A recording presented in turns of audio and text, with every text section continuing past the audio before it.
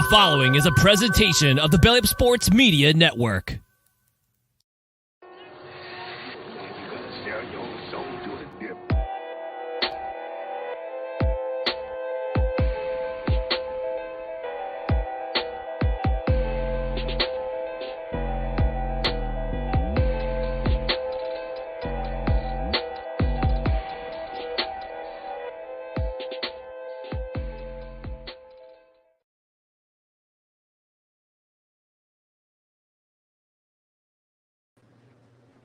All right, good evening, fight fans. We are here for a special episode of the Fighter Spotlight here on Belly Up Sports, brought to you by Combat Deviants. And our guest this afternoon is BYB Extreme Welterweight title challenger, Miss JV, the Red Queen driver. Jamie, how are we doing this evening, my friend? I'm doing great. How are you? I'm awesome. You know, it's a crazy time to be talking combat sports in general. You got the NHL playoffs going off, the NBA playoffs going off, the draft is this week, and the combat sports world is on fire as per freaking usual. So we got a whole lot of stuff to go over. You got a big fight coming up. This has been a long time coming. You've been waiting for this for some time. But I guess let's get right into that aspect of it, because you know, we've been talking a long time. I've known you, the better part 5-6 years now. And, you've gone everywhere from, the amateur fighter to the MMA fighter. And now, you go, I think it was like 2-4 in MMA. And the last year in BKFC, you've kind of turned it on its axis. You had some big fights in there already getting out there. But the big one is a little bit more than a few weeks away. You got Miss Jamie Cotton is stepping in there, and you want that strap. Yeah, that strap is mine. It's definitely coming home with me. That's for sure. It's gonna be a fun one. Jozette's another one of these people that I've been following over the years. She's put her work in, but obviously we all got our own stories to tell. And what's the story you're gonna want to tell to everyone? What was it, May or it's the 13th, right? Yeah, May 13th. Yep.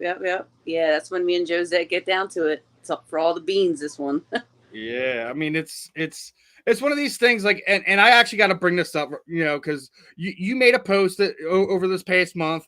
Boxrec put you out there, right? Number one welterweight BKFC fighter. Ruffled some feathers with that, with some of the fight fans, some of the Prairie fans. Christine jumped on there. I didn't see the comments today, but what was your general thought on that? Do you felt like it was like a harmless post that just kind of went awry? I mean, I knew that it was going to piss people off. I mean, I don't have the belt. So for me to be superseded as number one and to not even have the belt, I mean, obviously, I don't claim the page. I don't make the rankings. You know what I'm saying? Mm-hmm. Regardless. With the whole Christine thing, Christine and I, she knows, her and I are cool. The thing with that was, it's so stupid. I understand her mindset. Listen, Christine knows I respect her as an athlete, as a woman, female fighter. She's been the reigning bare knuckle boxing female girl. I mean, she's going to go down in history as probably one of the best, if not the best bare knuckle boxer in history. I believe that. I agree with that. But I was speaking about in my individual weight class, and she's got to go spat off, and all this bullshit and all her little dusty, little crusty roach fans that. yeah. I seen some comments. I had to say something like, bro, we fight. These things, she would have to come up 20 pounds to fight me. And I already have a text message that I have screenshot, and she already fucking said she wouldn't want to. She knows I throw with hammers. I throw with heat. I'm powerful. She's not ready to come up to that weight class, and she probably never will. I'd be surprised if she did. No, but I agree with you. I think if anything, like, she may go up 1, but she's not going to go up 2 just to. If you start hammering some of these girls in like nails, I don't think she's going to go up to that regardless of it. But I do agree. I do feel like at some point in time, she's either going to go up or down, to the simple fact she doesn't have any matchups there anymore. Yeah, no, she doesn't. I mean, not like this has been discussed, but in the future, if me coming down a little bit lower for her to meet me, I mean, there's always certain things that can be worked out and talked about. I'm always that. I mean, that would be if I get, obviously I got to get more experience. She's got way more experience than me. I mean, granted, I win the belt and I take it from Josette, and someone said, "Hey, you want to fight Christine Freya?" I'd absolutely say yes. I'm not a pussy. You know what I'm saying? But it has to come to obviously certain terms and agreements. We'd make it work. Yeah, I get and I feel you. Like, I don't think anything you said was disrespectful. Or anything making that post was. I do feel like she does get a little sensitive about the subject of other female bare knuckles being held in a certain light. To an extent, I agree with that, but also to another extent, that makes you look really insecure about what you're already doing. I don't know if it was just one of those situations where she just felt irritated by that, whatever. I'm at the point where, without a doubt, she is at this point in time the GOAT of female bare knuckles. There's without a doubt of it. No one can take that away. Where you can't argue it away. The only thing I'm saying is she's getting into a dangerous spot where there's nothing for her there, where she's going to have to take big, go up weight classes, make fights happen, make exciting matches for her.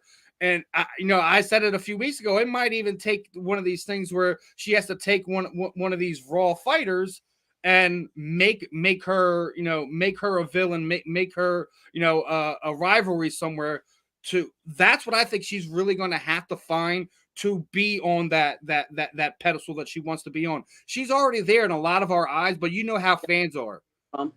You're only good as your last fight. You're only good as who you beat.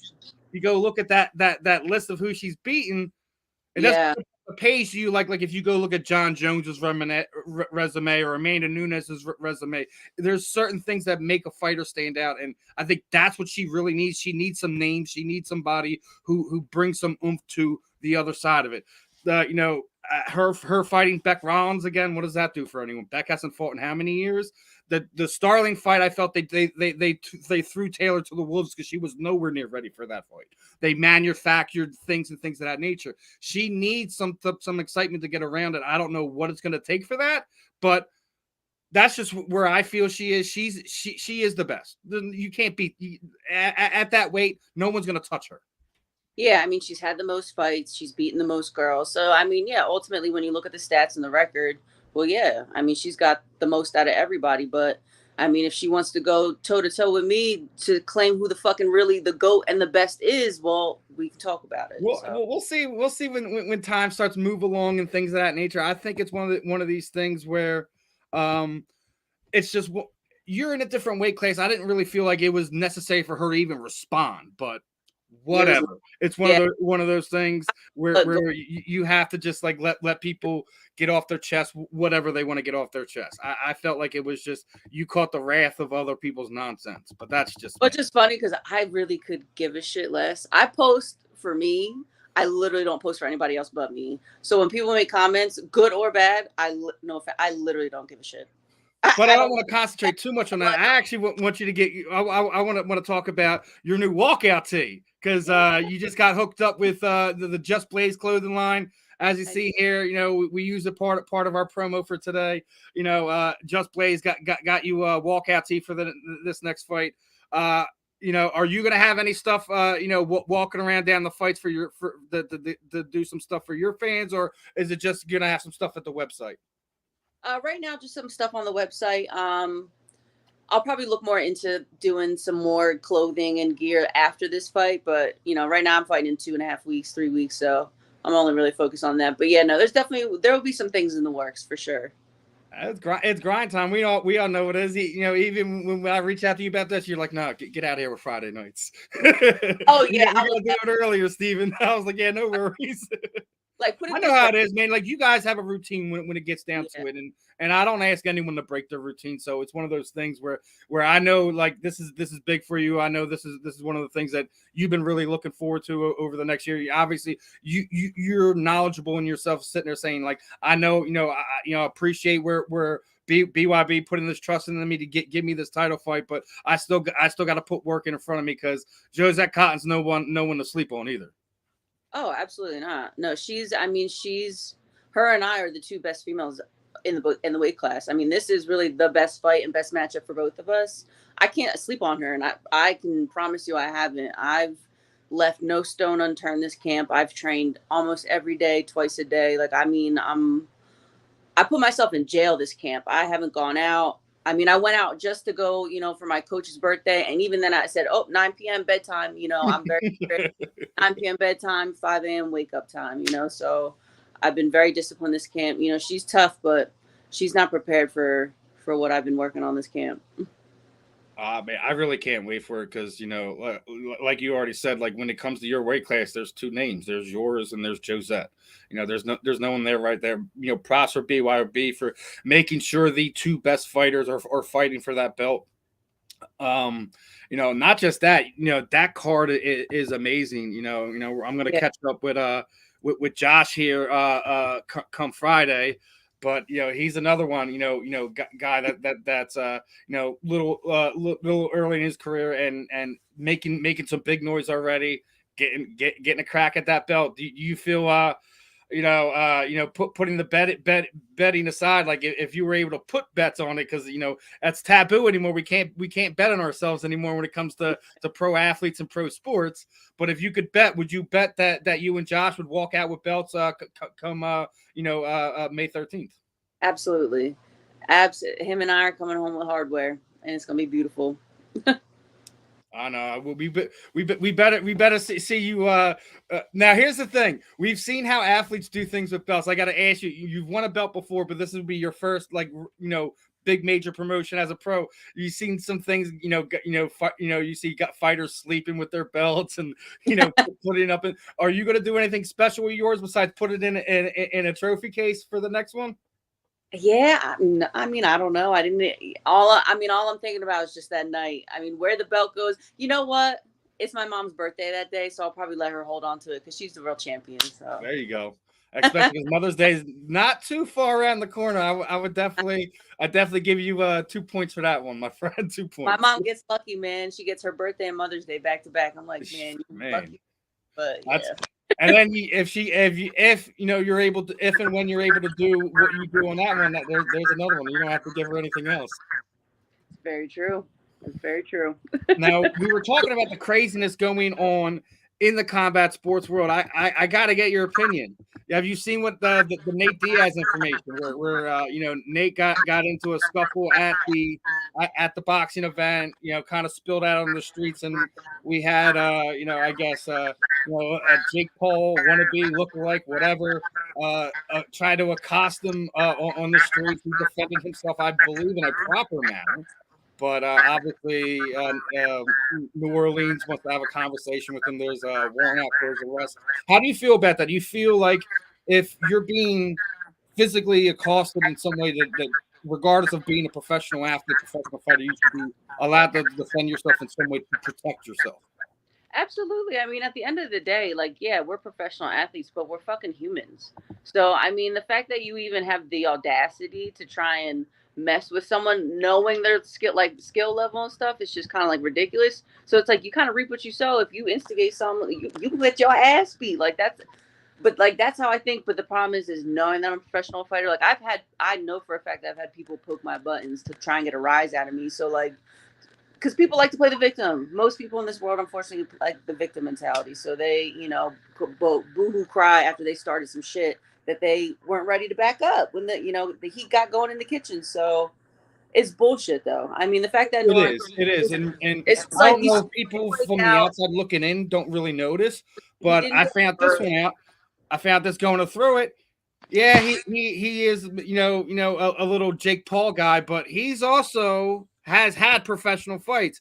I think this might have been a little thing of goading. I think it was him trying to boost himself up, whatever. Yeah. But there shouldn't be any charges pressed if this guy has actually had a professional fight. I don't care. No. The video shows it all as what it was. I don't know if anyone's seen it, but Jake Shields kind of broke down frame by frame what things that he noticed that Nate did, that he not being in the aggressor, putting himself against the wall. You see him, trying to keep that arm's distance away from him until it looked like the guy shot on him, and Nate hit him with that front guillotine choke as he should have.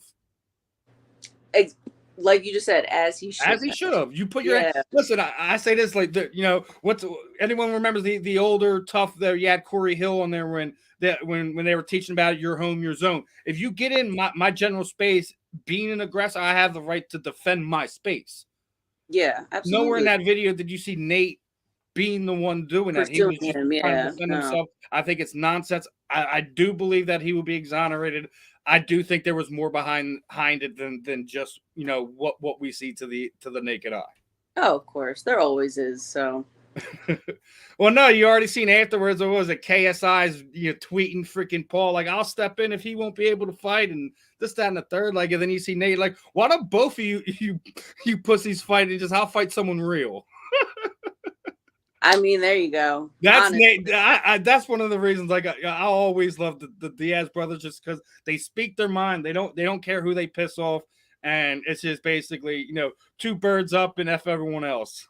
Yeah, and I respect that. I like that about them. They're themselves. They don't try and be anything but that, and that's what's up. More people need to be like that. They do, man. Like we live in the cancel culture, the PC world, and things of that nature. Listen, you're not gonna be. Not everyone's gonna be your fan. Not everyone's gonna be your supporter, and that's okay. You don't need to have a bunch of frauds in your corner. I'll take one real one over 100 fake ones any day. Once people realize you're straight, but people need like that extra fluff around them and all that BS. Like, nah, I'm cool on that. It's definitely a strange time we live in the combat sports world and things of that nature. Yeah.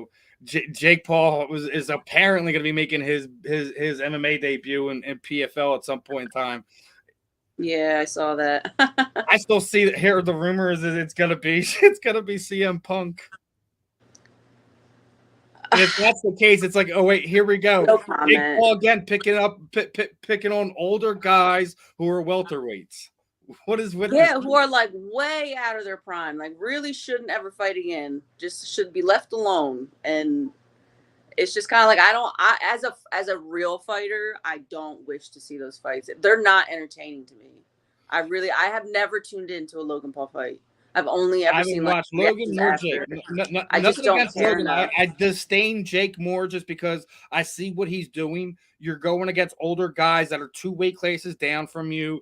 Then you're having these nonsense rules with some of these other guys. Like, you can only rehydrate this. Like, dude, he walks around at like 205 pounds, but he's picking on welterweights.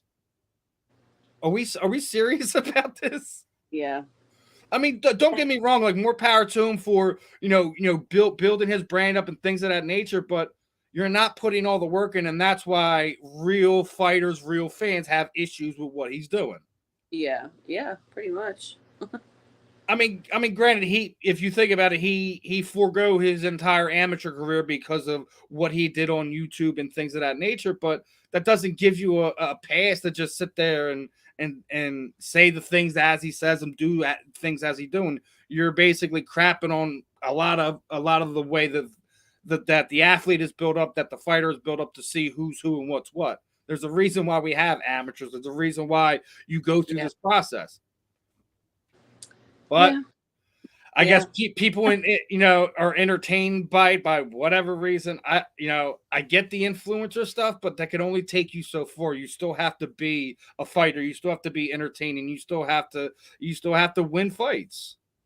Yeah, I mean, put him up with the best welterweight in the UFC. Like, let go with someone your age, or your actual size.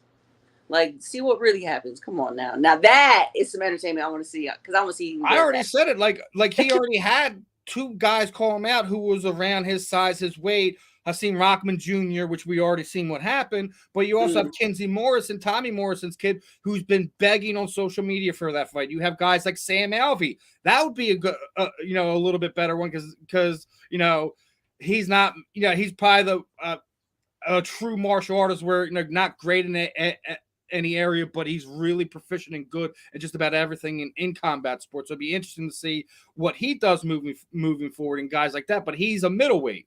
He's a natural middleweight who's going to be fighting at 205. So that's why I said someone like Sam, someone like Kinsey. Somebody like either you're going to go MMA or you're going to go boxing. pick one and figure out what you're going to do, and then actually fight guys your size, your weight, etc. And then I will absolutely give him the credit deserves when he wins those fights. Yeah, if you're really that good, step up step up to the plate and find out. I mean, like, at least as a real professional fighter, that's what I strive to do, is step up in competition every fight, to test myself. It's like, I mean, but then again, that's not even like, I know it's real fighting, but to me, it's really not, because it's just like they're getting hundreds of thousands of dollars to put on basically exhibition fights with old men. It's just, dude, he looks like he's following like Floyd's game plan. That's what he's done over the past 3 years. Just having these amateur exhibitions against these name guys. Like, he just now announced he's fighting Gotti the third. Gotti, really? Oh, wow. 5-1 in MMA. I think he's 2-0 in pro boxing. But again, another exhibition. Yeah. So it's different. Right. I feel like the entertainment world is different from the combat sports world. You know what I mean? Like, and you're trying to mix the two. It's different. But hey, any way to make a buck. We talk about it all the time. When we talk about bare knuckle, there's a special type of fighter athlete that is a bare knuckle compared to glove sports, etc. Yeah. Like, you even seen it. Like, I was making fun of what was it? What happened to Greg Hardy? He gets stopped by Josh Watson, and I guess someone was calling him out after the fight. He's like, "Nah, man. I think I'm more suited for the street science." I'm like, "Damn, one fight they ran him out of bare knuckle that quick." It's not for everybody. It ain't. I mean, I literally have seen people go out like they were a god, and they came back in that locker room broken, and I was like, "Oh yeah, you're never coming back," and they never did. I was like, "Oof." So, but it is different. Like, you've been there. Like, what do you've been someone who's come from the MMA world.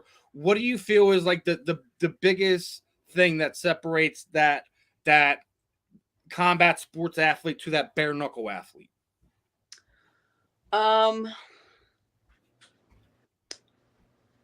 The speed of which you throw your punches. I mean, you have no glove on, so you don't want to obviously you don't want to throw a lot of power to the head. You can throw dig to the body and stuff like that. But you actually, when you're in the clinch, you're not really staying in you're in the clinch, but you're working. You're throwing like little powder punches, and it's about keeping like a high pace, high rep count. But yeah, it's very different. I mean, it's cool. It's been an easier transition for me. I've noticed when I look at other people that have come over from other combat sports to bare knuckle, because of my MMA experience, because of wrestling and grappling, being in the clinch. But I'm also I prefer to be a long outside striker.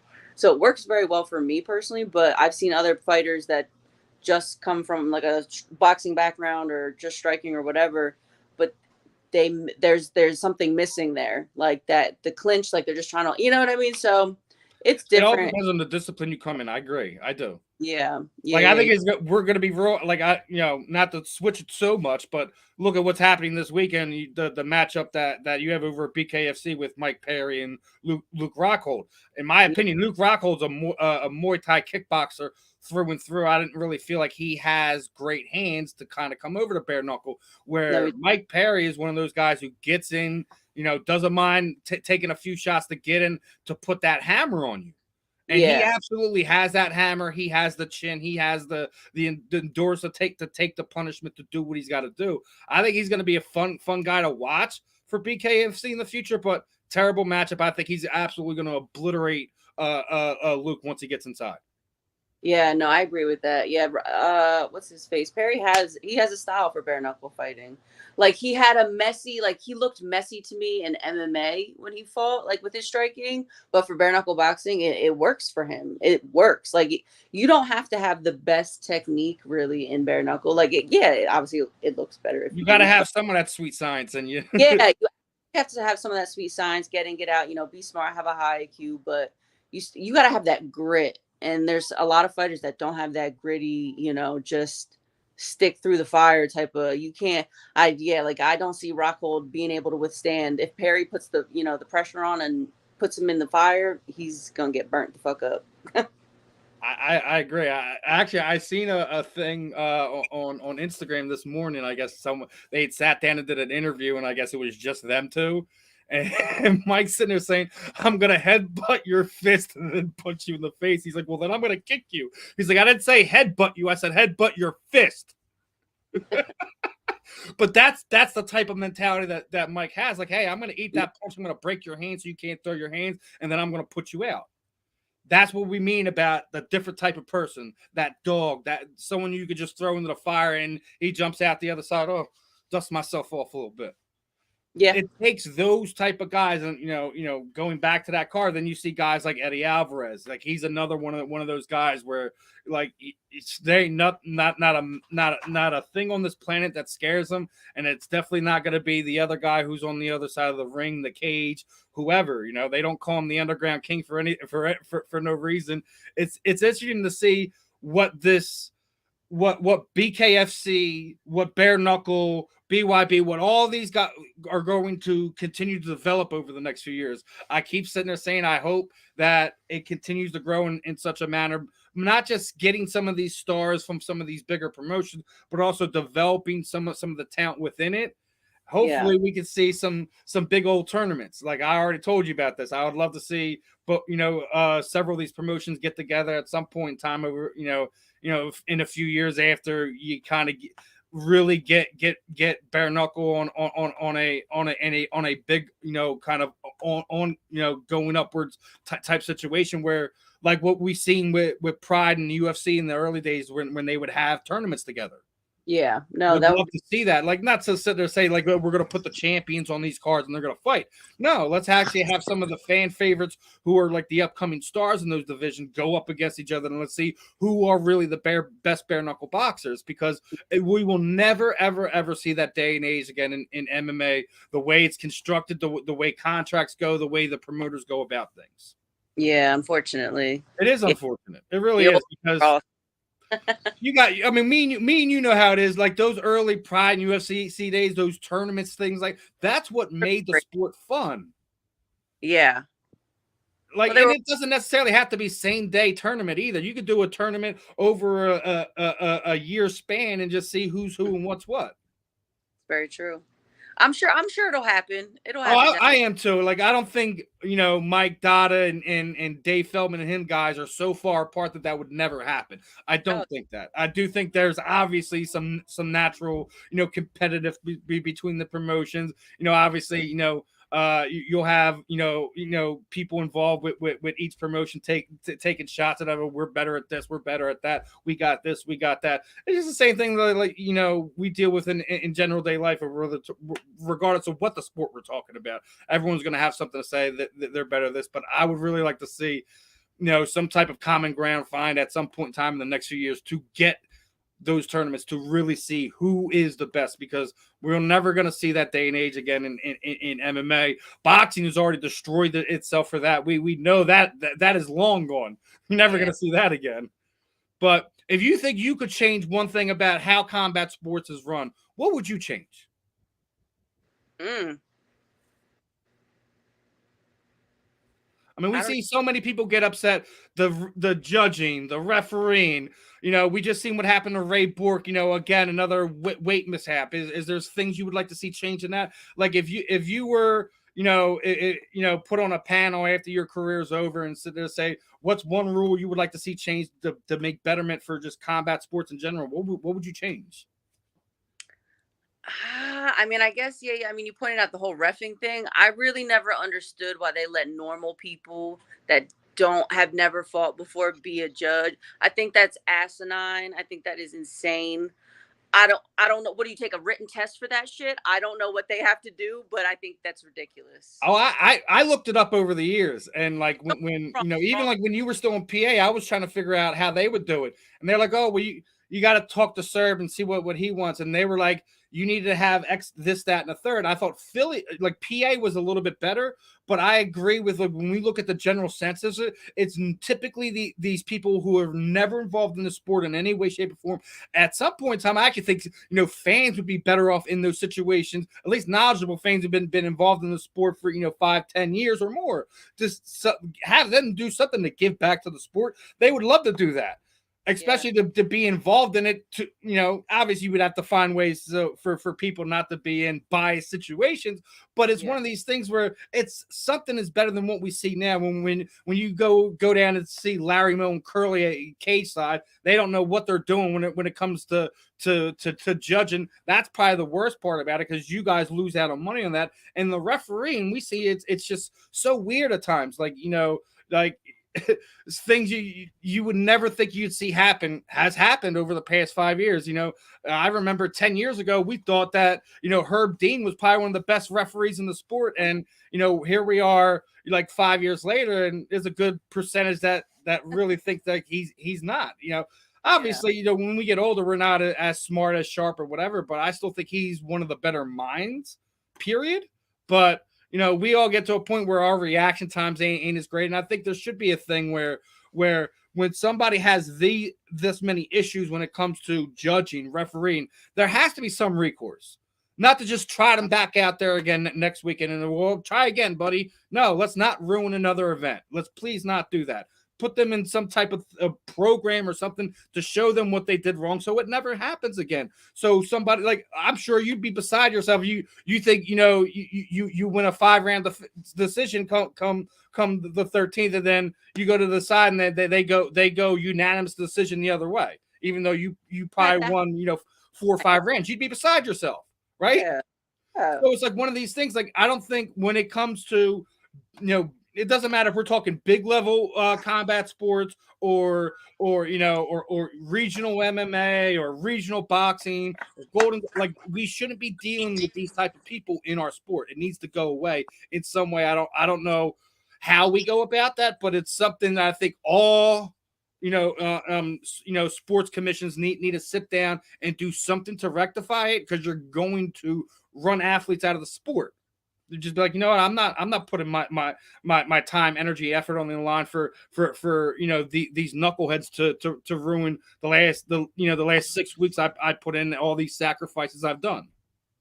Yeah, pretty much. I mean, I would love to see former fighters that have no affiliation with anything to kind of go back to, you know, I mean, obviously, you know, coaches and trainers will always have a part, and I think the athletic commission should knowingly start having conversations with some of these people to know, like, hey, like let's go this way, let's go that way, let's keep this person away from that, let's keep them here, let's do this. Like, you have to do something to not just sit there and just turn a blind eye to it and have this person go back out and judge this the next week or referee the next week.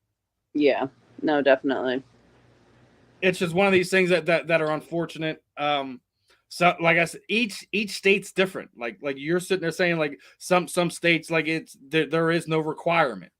There's just basically you have to fill out this application and boom, and that's it. You're a judge. Yeah, and then you know it's basically this guy who's probably this is the closest he's ever came to any type of fight, you know, in the past 30 years. That's not what we need. In BKFC and MMA and boxing, whatever, it doesn't matter.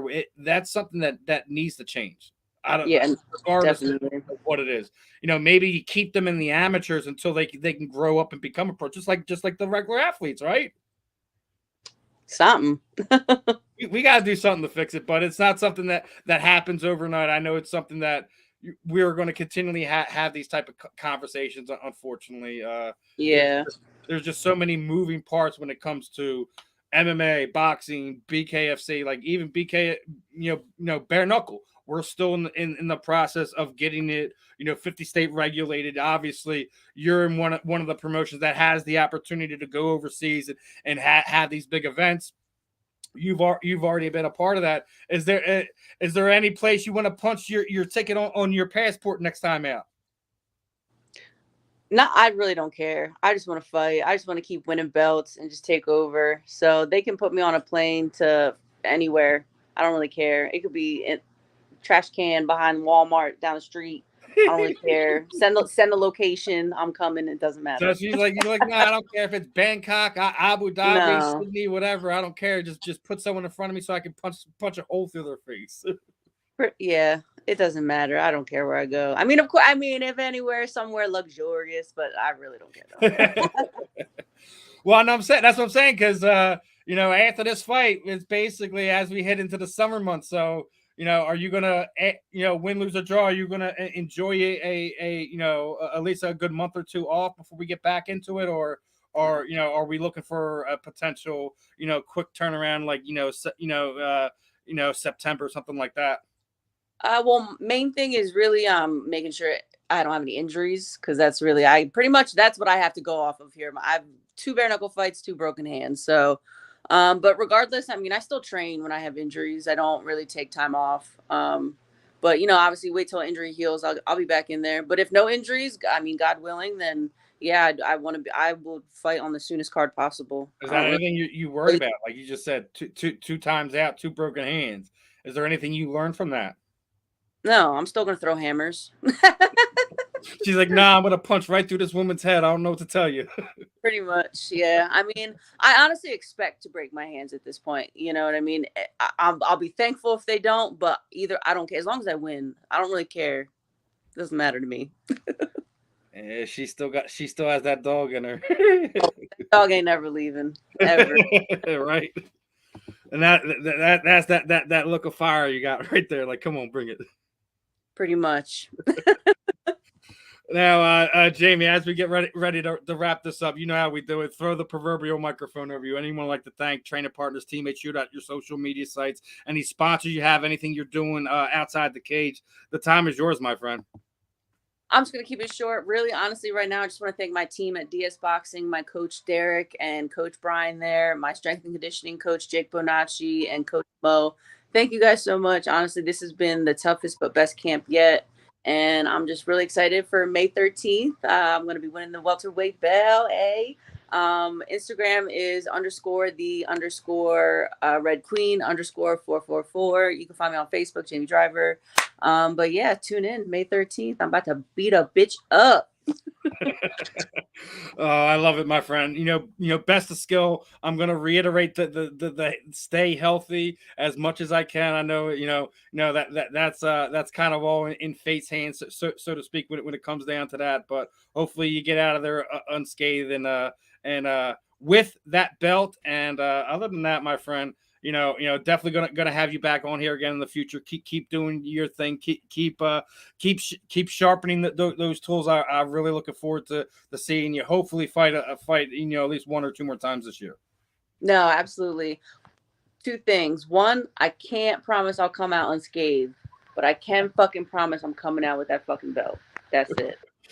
Oh man, I really hope you do. No disrespect to Jozette. I've interviewed her multiple times over the years, but me and you go all the way back to Henzo Gracie here in Philly. I definitely had maybe a little bit of favoritism towards you for that aspect, but you've been putting the work in. You deserve this chance. I hope you're able to bring back that Police Gazette championship home, my friend. I will. So do your thing and enjoy these next few weeks, and do your thing come the 13th, my friend. I can't wait for it. Everyone, make sure you tune in. BYB 17. Where is it going to be on? Is it going to be on the Fight app? Where can people tune in? To be honest, I'm not sure yet. No one told me yet. So, but the last few times it's been on the Fight app, so it's either that. I assume that's where it would be. Who knows? Maybe they put it back on YouTube again this time. We don't know. Guys, make sure you're locked in. Following Jamie on the social apps. Facebook, Instagram. We need to get you over there on Twitter, man, too, because that craziness goes down there too. I know. I have a Twitter. I just don't use it. I don't really care about social media. You could just link that to like your Instagram and don't even really post on it. Just have it for business stuff, right? Yeah. But that being said, appreciate the time, my friend. Best of skill, and we'll definitely do this again at some point in time over the next few months. Sounds good. Thank you so much. Have a good one. You too, Jamie. Have a good one. Everyone, that was Jamie Driver, BYB Extreme, welterweight title challenger. Make sure you tune in there. May 13th, BYB 17. She's going to be going against the Head Busta, Miss Jozette Cotton. That should be a fun fight. Other than that, this was another episode of the Fighter Spotlight. I'm your host, Stephen Rochelle. I will see you guys tomorrow night. We're going to be here on Belly Up Sports Draft Party Show. We're going to be doing some giveaways, guys. Make sure you follow, like, subscribe, Facebook, YouTube, Twitter, Instagram, all that stuff. I'm going to be making some posts over the next few hours, make a video over the next few hours, letting you know how to enter. Basically, it's gonna be put your pick in for your team. Follow Belly Up, follow the Grading Authority, and make sure you're subscribed to the YouTube channel. Hopefully your pick is correct and we're able to do some fun giveaways. Other than that, this was another episode of the Fighter Spotlight, and